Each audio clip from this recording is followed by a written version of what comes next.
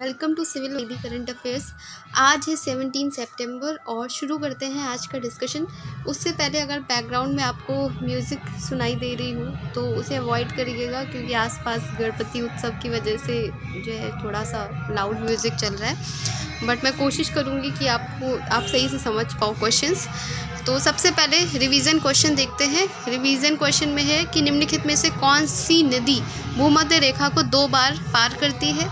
नील, Amazon, Congo. तो सही जो आंसर था वो था हमारा कॉन्गो नदी। ठीक है, और इसके के साथ में आप बताइएगा कि इक्वेटर पे कौन कौन सी कंट्रीज़ आती है, कौन कौन सी कंट्रीज से होकर के इक्वेटर गुजरती है। मैंने ट्रिक्स भी बताई हैं आपको, वही ट्रिक आप मुझे कमेंट सेक्शन में बताइएगा। दूसरा क्वेश्चन है, कॉन्गो नदी भूमध्य रेखा को 2 बार पार करती है। यह नील नदी अफ्रीका की दूसरी सबसे बड़ी नदी है, ये भी याद रखिएगा। मिल्वॉकी डीप का सही स्थान क्या है? The current location of Milwaukee deep is. तो सही आंसर है हमारा प्यूर्टो रिको ट्रेंच। ये अटलांटिक महासागर का सबसे गहरा हिस्सा है। इस तरीके के क्वेश्चंस आपसे यूपीपीसी से पूछे जाते, याद रखिएगा। ज्योग्राफी एक इंपॉर्टेंट सब्जेक्ट है प्रीलिम्स के से रिलेटेड, क्योंकि अगर आप पॉलिटी, ज्योग्राफी, साइंस और एनवायरनमेंट का इतना चंक कर लेते हो तो आपका काफ़ी कुछ कवर हो जाता है। एग्ज़ाम में इसी से रिलेटेड ज़्यादा क्वेश्चन आते हैं, तो याद रखिएगा प्यूर्टो रिको ट्रेंच का ये पार्ट है।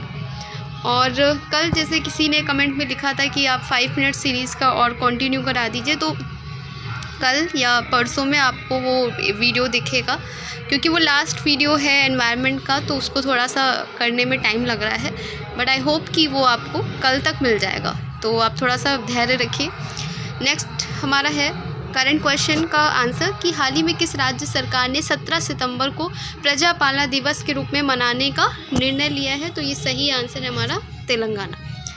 पहला क्वेश्चन देखते हैं आज का कि कौन सा शहर 1 से 5 अक्टूबर तक ईरानी कप 2024 की मेज़बानी करेगा? Which city will host the Irani cup 2024 from October 1 to 5? तो सही जो हमारा है वो है आंसर लखनऊ में होगा।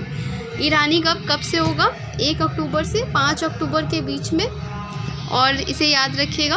नेक्स्ट क्वेश्चन है हमारा, विश्व प्राथमिक चिकित्सा दिवस हर साल सितंबर के किस जो है हफ्ते में मनाया जाता है? World first aid day is observe annually on the 2 सितंबर। आपको बताना 14 सितंबर को मनाया गया विश्व प्राथमिक चिकित्सा दिवस। कि अगर कोई किसी को जैसे हार्ट अटैक आता है या कुछ भी है तो CPR वगैरह देना, ये सब पता होनी चाहिए कि अगर कभी ऐसी सिचुएशन हो जाती है और हॉस्पिटल दूर है तो जो इंस्टेंट चीज़ें हो सकती हैं उसके लिए होता है ये हमारा विश्व प्राथमिक चिकित्सा दिवस। हर साल सितंबर के दूसरे शनिवार को मनाया जाता है ताकि जीवन बचाने में प्राथमिक चिकित्सा के उत्सव को उजागर किया जा सके। इस वर्ष विश्व प्राथमिक चिकित्सा दिवस 14 सितंबर को पड़ रहा है। इस दिन का उद्देश्य प्राथमिक चिकित्सा की भूमिका के बारे में लोगों को जागरूक करना, उन्हें चिकित्सा आपात स्थितियों का सामना करने पर आगे बढ़ाने के लिए प्रोत्साहित करना है। और आई थिंक ये जो भी चीज़ें हैं हमें स्कूल लेवल से सिखानी चाहिए, ताकि हम हर चीज़ के लिए बस बाद में डिपेंड होते हैं। अगर हम स्कूल लेवल पे ही ये चीज़ें सिखाएंगे बच्चों को, और इससे होगा क्या, एक तो वो सीखेंगे, इसके अलावा भी जो है वो एम्पैथेटिक भी बनेंगे, राइट। तो मेरे हिसाब से तो ये स्कूल लेवल पे जो भी प्राथमिक चिकित्सा है ये सब सिखानी चाहिए। ऐसा नहीं कि जो डॉक्टर बनेगा या जिसका मेडिकल फील्ड में इंटरेस्ट है उसी को ही ये सारी चीज़ें पता होनी चाहिए। As a individual, as a human being आप सभी को पता होनी चाहिए कि अगर कभी ऐसी सिचुएशन आती है तो हम उस सिचुएशन को टैकल कर पाएँ ईजिली।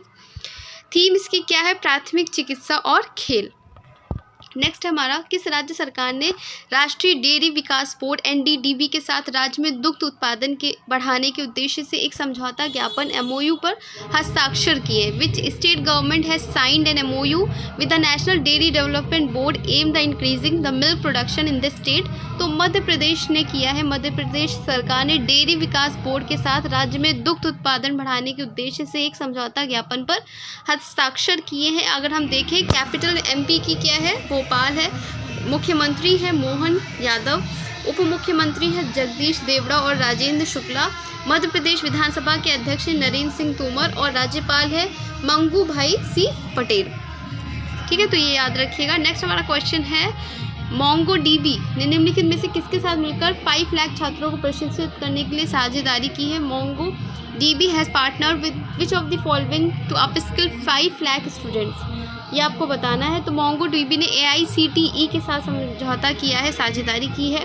इसमें भारत में अकादमिक क्षेत्र में MongoDB का विस्तार करने की घोषणा है, जिसमें all India council for technical education, शिक्षा मंत्रालय, भारत सरकार के साथ एक नई साझेदारी शामिल है।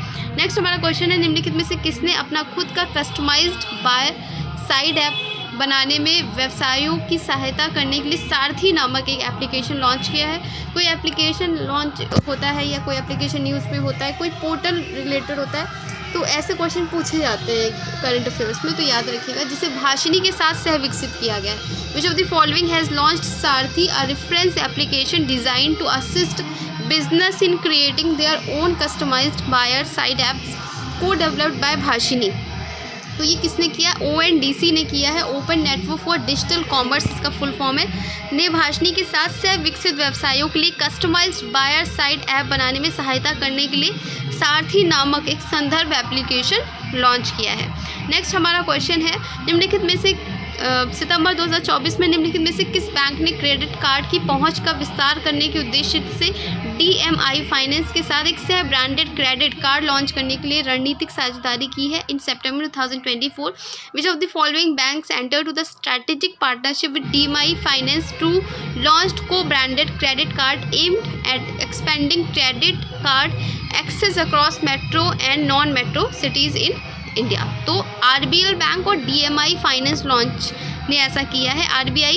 RBL बैंक और DMI फाइनेंस प्राइवेट लिमिटेड जो है उसने DMI फाइनेंस के मौजूद ग्राहकों को सह ब्रांडेड क्रेडिट कार्ड प्रदान करने के लिए एक रणनीतिक समझौते पर हस्ताक्षर किया है। नेक्स्ट हमारा क्वेश्चन है, सितंबर 2024 में पैरा ओलंपिक चैंपियनों को भारत निर्वाचन आयोग द्वारा दिव्यांग मतदाताओं के लिए राष्ट्रीय आइकन के रूप में घोषित किया है। इसका उद्देश्य मतदाताओं को प्रेरित करना और चुनावी भागीदारी के महत्व को जागरूकता बढ़ाना है। तो इसमें कौन है? शीतल देवी और राकेश कुमार ने मतदाता जागरूकता के लिए ESI के राष्ट्रीय दिव्यांग आइकन के रूप में टीम बनाई है। जैसे याद रखिएगा कौन कौन शामिल है इसमें? शीतल देवी और राकेश कुमार। नेक्स्ट हमारा क्वेश्चन, अखिल भारतीय राजभाषा सम्मेलन का आयोजन कहाँ किया जाएगा? Where will the all India official language conference 2024 being organised? तो ये कहाँ हुआ है? नई दिल्ली में हुआ है। और आप कमेंट सेक्शन में आप बताइएगा कि हिंदी भाषा दिवस जो है वो कब मनाया जाता है। अखिल भारतीय राजभाषा सम्मेलन 2024 का आयोजन कल यानी राष्ट्रीय हिंदी दिवस के अवसर पर भारत मंडपम नई दिल्ली में किया जाएगा। ये सम्मेलन का चौथा संस्करण है। इस अवसर पर गृह मंत्री अमित शाह हीरक जयंती विशेष संस्करण का उद्घाटन करेंगे। नेक्स्ट हमारा क्वेश्चन है, संयुक्त सैन्य अभ्यास अल नज़ा भारत और किस देश के बीच आयोजित किया जाता है? The joint military exercise Al Najah will be held between India and which country? सही आंसर है ओमान। भारतीय सेना की एक टुकड़ी सलालाह ओमान के लिए अल नज़ा के 5वें संस्करण में भाग लेने के लिए रवाना हो गई है। रक्षा मंत्रालय के अनुसार इस टुकड़ी में 60 सैनिक शामिल हैं और अल नज़ा अभ्यास 2015 से हर साल किसके बीच में होता है? भारत और ओमान के बीच में होता है। तो ये जो युद्धाभ्यास होते हैं, कोई एक्सरसाइज होती है तो वो पूछी जाती है एग्जाम में, याद रखिएगा। नेक्स्ट क्वेश्चन है, किस केंद्रीय मंत्री ने विश्व स्वच्छता अभियान 4.0 से संबंधित एक वेब पोर्टल लॉन्च किया है? Which union minister launch a web portal related to the special Swachhata Abhiyan 4.0? तो सही जो आंसर है वो है आंसर हमारा जितेंद्र सिंह। केंद्रीय मंत्री डॉक्टर जितेंद्र सिंह ने विशेष स्वच्छ भारत अभियान 4.0 की प्रगति की निगरानी के लिए एक समर्पित वेब पोर्टल लॉन्च किया है और इस अभियान का उद्देश्य केंद्र सरकार के कार्यालयों में स्वच्छता को संस्थागत बनाना है। नेक्स्ट हमारा क्वेश्चन है, किस ऐप को हाल ही में मत्स्य मंत्री द्वारा लॉन्च किया गया है? विच app was recently launched by the union fisheries minister? तो इसका नाम है रंगीली मछली। ठीक है, तो ये रंगीली मछली करके नाम है। और जो मत्स्य पशुपालन और डेयरी मंत्री है राजीव रंजन, या इनका नाम है ललन सिंह, ने भुवनेश्वर में रंगीली मछली मोबाइल ऐप लॉन्च किया है। ये ऐप 8 भारतीय भाषाओं में लोकप्रिय सजावटी प्रजातियों पर बहुभाषी जानकारी प्रदान करेगी। नेक्स्ट हमारा क्वेश्चन है, विदेश मंत्रालय ने आर रविंद्र को किस देश में भारत का अगला राजदूत नियुक्त किया है? The ministry of external affairs has recently appointed R Ravindra as the next ambassador of India to which country? तो सही आंसर है आइसलैंड। ठीक है, विदेश मंत्री ने हाल ही में आर रविंद्र को आइसलैंड का भारत का अगला राजदूत नियुक्त किया गया है। ये भी IFS ऑफिसर थे। वर्तमान में रविंद्र संयुक्त राष्ट्र में भारत के स्थायी उप प्रतिनिधि के रूप में ये कार्य कर रहे हैं। और अब आज के टेस्ट क्वेश्चन देखते हैं। भारतीय संविधान का कौन सा अनुच्छेद डॉक्ट्रिन ऑफ प्लेजर को शामिल करता है? Which article of Indian constitution incorporates doctrine of pleasure? Article 123, article 213, article 310 और आर्टिकल 368। ये है क्वेश्चन। नेक्स्ट क्वेश्चन हमारा, निम्नलिखित में से किस संस्थान के माध्यम से भारतीय संविधान की प्रस्तावना में समाजवादी शब्द जोड़ा गया था? और टेस्ट क्वेश्चन है हमारा, विश्व प्राथमिक चिकित्सा दिवस हर साल सितंबर के किस जो है मनाया गया है इस बार? तो आपको डेट बतानी है, ठीक है, कि किस वीक में मनाया गया है और डेट के साथ में। तो मैंने सोचा था कि मैं एक अलग से वीडियो लाऊंगी जिसमें आपको बताऊंगी कि कौन कौन सी चीज़ें अभी आपको जो लास्ट डेज बचे हैं उसमें कवर करना है, बट मैं यहाँ पे ही आपको बता दे रही हूँ कि जैसे अगर आपने देखा होगा, आपने 10 साल के पेपर्स तो लगाए ही होंगे, तो उसमें आपने एक पैटर्न देखा होगा कि किस पर्टिकुलर सेक्शन से, किस पर्टिकुलर सब्जेक्ट से ज़्यादा क्वेश्चन आ रहे हैं। तो वहाँ आपने देखा होगा कि 20 से 25 क्वेश्चन पॉलिटी से आते हैं। तो अगर अभी आपको अपने सब्जेक्ट्स को प्रायोरिटाइज़ करना है, अगर अभी आपको समझ में नहीं आ रहा है कि कौन सा सबसे पहले पढ़े, कौन सा बाद में पढ़े, कन्फ्यूज़न है, तो आप इस तरीके का पैटर्न फॉलो कर सकते हैं कि सबसे पहले आप वो देखिए कि कौन से सब्जेक्ट से क्वेश्चन ज़्यादा आ रहे हैं। फॉर इंस्टेंस आपको पता है कि 20 से 25 क्वेश्चन पॉलिटी से आने हैं, तो इसको इग्नोर करने का कोई मतलब नहीं है ना। सबसे पहले आप क्या काम करेंगे कि पॉलिटी को पढ़ेंगे, ठीक है, उसको 2-3 दिन में ख़त्म करिए, ठीक है। और उसके अलावा फिर नेक्स्ट आपका सब्जेक्ट होना चाहिए ज्योग्राफी, इंडियन वर्ल्ड दोनों, क्योंकि ज़्यादातर जो मैचिंग क्वेश्चंस हैं ज्योग्राफी का भी एक बड़ा चंक रहता है हमारे यूपीपीसीएस एग्जामिनेशन में। तो सबसे पहले आप पॉलिटी पढ़िए, देन ज्योग्राफी पढ़िए, देन साइंस, ठीक। साइंस से रिलेटेड, साइंस और एनवायरनमेंट से रिलेटेड क्वेश्चन काफ़ी आते हैं, 20 क्वेश्चन से ज़्यादा ही आपको मिलेंगे जो साइंस और एनवायरनमेंट को मिला के मिलेंगे, ठीक। तो आप पहले पॉलिटी पढ़िए, देन ज्योग्राफी पढ़िए, उसके बाद साइंस और एनवायरनमेंट रखिए, देन आप पढ़ेंगे मॉडर्न हिस्ट्री।